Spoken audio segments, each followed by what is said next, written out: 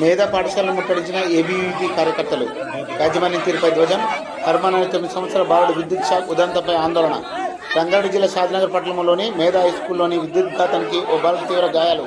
హర్మన్ అనే 9 సంవత్సరాల బాలుడు 5వ తరగతి విద్యార్థి వ్యవహారంలో అఖిల భారతీయ విద్యార్థి పరిషత్ ఏబీవీపీ స్పందించి ఏబీవీపీ జిల్లా కన్వీనర్ మహేష్ ఆధ్వర్యంలో ఏబీవీపీ కార్యకర్తలు బాధిత విద్యార్థి తల్లిదండ్రులు ఆందోళన దిగారు.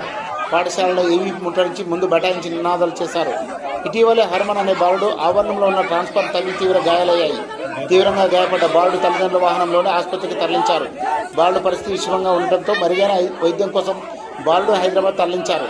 స్కూల్ సిబ్బంది వివరణ కోరగా బాలుడు స్కూల్కి రావడం ఇష్టం లేక స్కూల్ను గోడపై నుంచి దూకి పారిపోయే ప్రయత్నం చేస్తారని అబద్ధాలు చెప్తున్నారని, ఈ క్రమంలోనే కరెంట్ షాక్ తగిలినట్లు అబద్ధాలు చెప్తున్నారని పేర్కొన్నారు.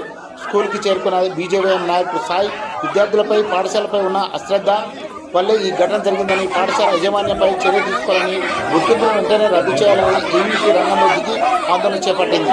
ఆందోళన చేస్తున్న ఏబీవీపీ నాయకులు పోలీసులు అరెస్టు చేసి స్టేషన్కు తరలించారు.